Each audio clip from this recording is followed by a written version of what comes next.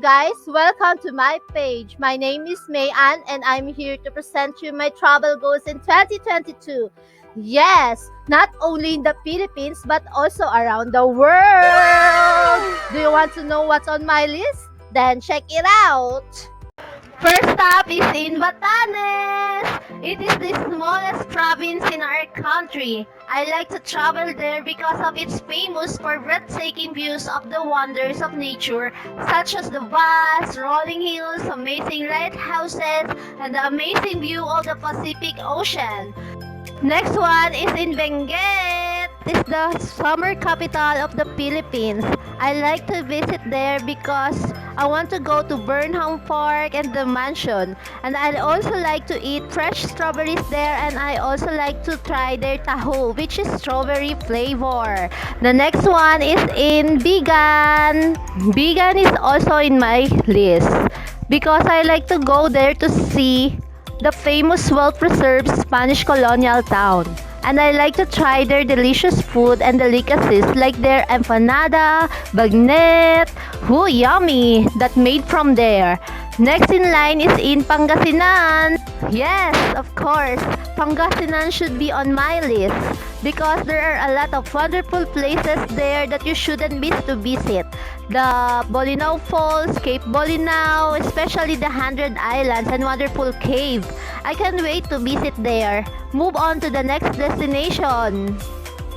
Yes, next destination is in Bicol. It is really one of the places I wanted to go because of the great scenery, and also I want to see the Mayon volcano, which is located in Albay, and also to taste the food and delicacies from Bicol. Let's move on to the next stop. Siargao, known as the surfing capital of the Philippines. Apart from surfing, Siargao is also open to other activities such as cave exploration and rock climbing. You can also find more beaches over there. Next destination is Palawan. Next destination is Palawan. I like to travel in Palawan because there is a wonderful views and caves, beaches, especially in El Nido. I want to taste their food and delicacies also. And I want to experience scuba diving and so on. Next stop is in Bohol.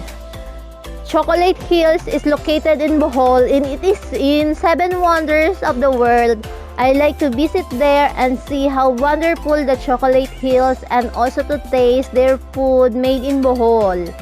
Next is in Davao. Davao is the hometown of my dad. I want to visit beaches there, and also I like to meet my relatives living there in Davao. And also I like to taste durian, which is originated there, and to see the highest mountain in the Philippines, the Mount Apo.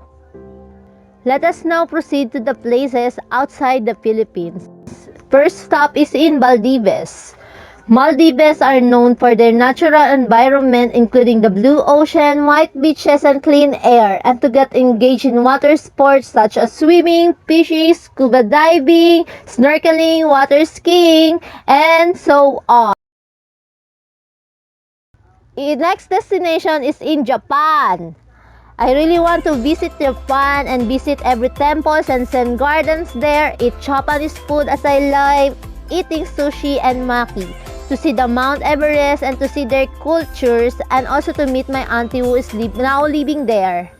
Next stop is in Turkey. I will plan to visit Turkey when it is summer there because they said more beautiful places to go when it is summer, and as you see the air balloons, I want to experience riding on there. Hopefully it will happen, but let's proceed to the next destination in Dubai. Dubai is on my list. The breathtaking tourist attraction can be found there. The desert riding, the Burj Khalifa, which is the highest building, and I want to see the Ferrari themed amusement park and also to enjoy watching in Dolphinarium. Next stop is in Paris. Yes, the romantic city of the world, Paris. Since I was a child, I wanted to go there because of the Korean movie Lovers in Paris. I feel so amazed to see the Eiffel Tower. Hopefully, we'll see that in the future, not just in the movie. Next is in Singapore. I included Singapore on my list because it is one of the cleanest cities in the world. I would like to visit the Marina Bay Sands, Garden by the Bay, Botanic Garden, Singapore Zoo, and so many more attractions. Next is in Korea, the K-pop country. Yes, because I am a fan of Korean movies. I like to visit their place and feel that I am on the city of my K-pop idol. Hope I can meet at least one of them. So let's go to Greece. I want to travel to Greece because it's famous for its turquoise water and breathtaking sandy beaches with sunbed, umbrellas, beach bars where you can party all day long. One of the first places I will visit is Santorini, where On the Wings of Love being recorded. Next is in Iceland. Iceland is the land of fire and ice, and also the land of lights and darkness. It has a stunning natural beauty, and also I want to see the northern light or the aurora borealis in Iceland. I can't wait to see how amazing it is. The last on my travel list is in Russia. Yes, the reason I included Russia in my list because we all know that Russia has rich history, famous art and architecture, and the colorful and their fascinating culture. I hope I will visit these places in the future and enjoy the views. Thank you for watching.